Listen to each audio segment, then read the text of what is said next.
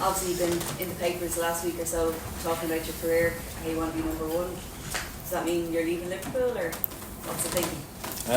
No, I don't think it means I'm leaving Liverpool. I think it's obviously just the season I've had. I've obviously played a lot of games. I've had that taste. Definitely this season of being number one. Like I said, whether that's at Liverpool or elsewhere, that remains to be seen. But that's obviously my main focus at the moment is to be number one. Is that you just laying down a marker for the new manager coming in, telling them what you want? Yeah, I just think it's just me myself saying, I think I'm at that stage in my career where I need to make that next step, and I need to play week in, week out. So I think that's all it was really. It was a reflection on the season and my ambitions going forward.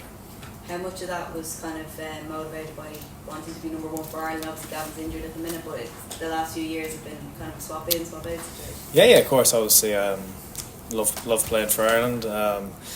Big ambition of mine is to be the number one here. So obviously that only comes hand in hand when I'm number one at the club as well. So obviously that plays a major part as well. That helped my case to be Ireland number one.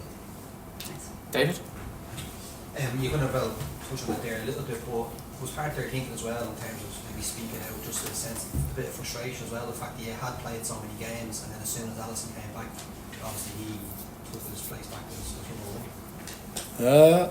I don't think it was no frustrations there. I think it was just, like I said, it was just a reflection on the season. Obviously played a lot of games this season and won a trophy as well, and playing for a club like Liverpool, that's obviously that's a big thing. So it's just kind of a reflection on the season, and like I said, my ambitions now going forward. So I feel as though you kind of proved a lot to yourself that maybe there could have been that element of doubt in terms of before playing that many games that you're actually capable of doing it. Yeah, I don't think there's any internal doubt for myself, or I think anyone at Liverpool will be the same. I think it was more so me getting the opportunity to prove to everyone else that I'm good enough to play at this level. I think I was always waiting for that opportunity to get a run of games, and I think that was the main objective, was to prove to everyone else. I always believed myself that I'm good enough, but it was just to show everyone else that I am capable of playing at this level. And so just final one, I'm guessing you need to have a conversation with the new manager before any final decision is made, or could something happen before you even speak to the manager? No, I think obviously, of course, you need to speak to the new manager, to the new people at the club who are coming in now. I think obviously conversations need to be had with them first before anything else happens. Yeah.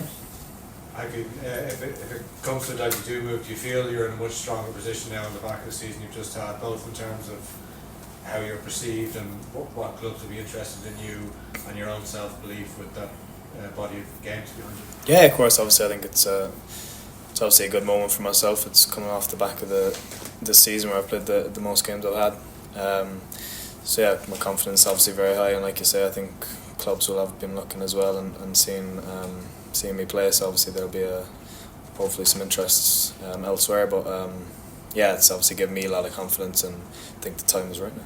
And do you think people fail to appreciate the importance of that game rhythm you touched on, like that make snap judgments on a keeper coming in, maybe playing one game every 2 months or something like that, and just the difference between playing for a number of weeks? Yeah, of course. I think obviously if you don't play the game or don't know much about the game, I think obviously just looking in, you might see one game and have a great game, and then you don't play again for 2 months.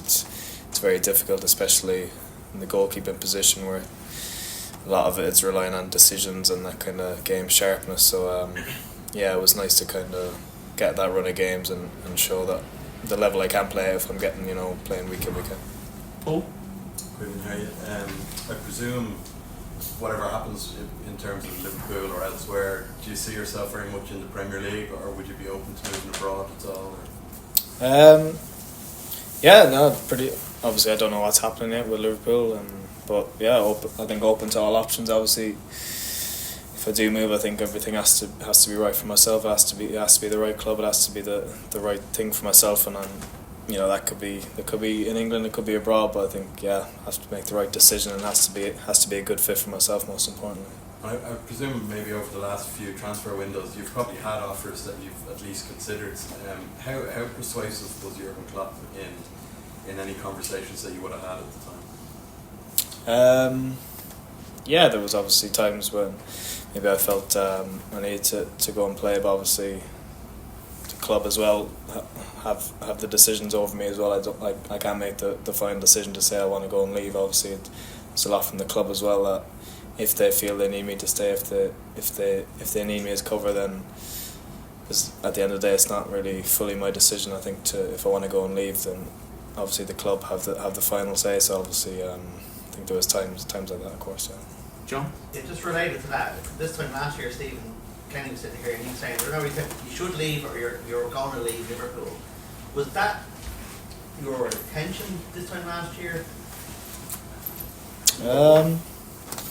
So obviously I think I come off the back of last season. I didn't played only a handful of games, so obviously, yeah, I'm a football player. I wanted to play more games. Yeah, I think that was probably my intention, was to try just get out and play some games. Obviously, the club and the manager saw it differently there, and ended up staying, which obviously has worked out for the best. To be fair, so yeah, that was kind of the story there. And just related to that, you mentioned some interest.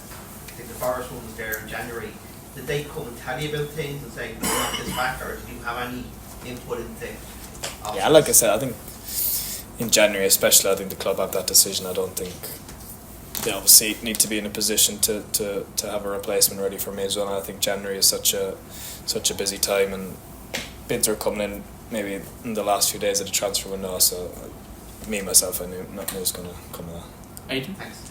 Look, I know you have various people in your life, your family, obviously your brother who's a professional, you've an agent, people around you. Who do you lean on for advice? Who do you look for guidance? Yeah, obviously I have a lot of family, brothers in similar position. My partner's a big help for me. She's a really intelligent person.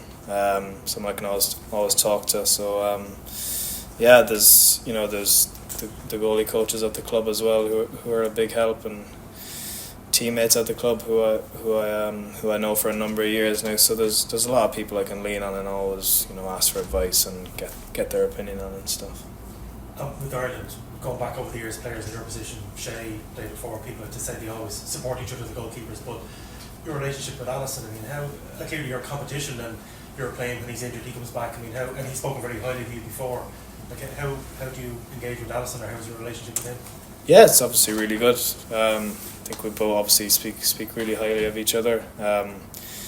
We've been together now nearly 4 or 5 years, I think. So we've built up a strong relationship. Definitely on the pitch, I think we push each other, and that competition there for each other to bring us to our highest level and playing as well as we can. So no, that relationship has always been good, and I think both of us have always remained professional, whatever the decisions are, and yeah, that's the main thing, that we're professional and we're pushing for the right thing, most importantly for the team. Philip? People and I tend to go down strange roads. What do you make of Luke Lipper? Have you seen him play? I've not been living under a rock, so I've seen him play. You don't see Luke Lipper, have you seen him play? Yeah, he's good. Yeah. Have you seen him play? I've only seen him with the Ali Pally. He was over here a few weeks ago for an Irish Grand Prix. Yeah. But because I know you play darts. Yeah, I love darts. Yeah, I love darts. Yeah. What's your highest checkout? My highest checkout, I think it was 120. Pretty good. It's not bad. Yeah. It's not as good.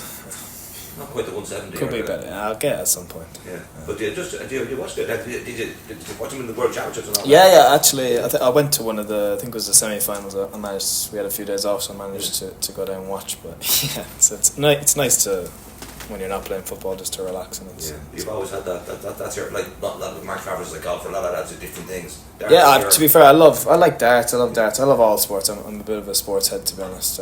Yeah, I like to try everything, and I'll watch anything on the television. So yeah, I love all sports. Yeah, you haven't met Bitter yet, have you? Not yet. No, he's a United fan, so I don't think I will meet him. Final one from me. So I was just going to ask you, clearly when he was Liverpool manager, Jurgen Klopp wanted you there. Now that he was leaving the job, did he have any career advice for you when he was, I guess, unfree from the shackles of trying to come to Liverpool? No, I think he just had some nice words for me. That obviously was with him for a number of years, and he said, "You became a brilliant goalkeeper in that time, and that he's gonna follow my career wherever I go." So I think, he just wants to see me playing and wants me to be happy.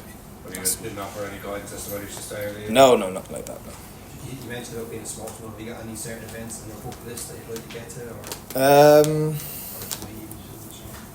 I'd like to go to the Masters at some point, but that'll probably be when I stop playing. So, yeah. I'll tell you what's like. I'll play there. Yeah. Yeah, how many journalists say that? You came out of the hat, did you?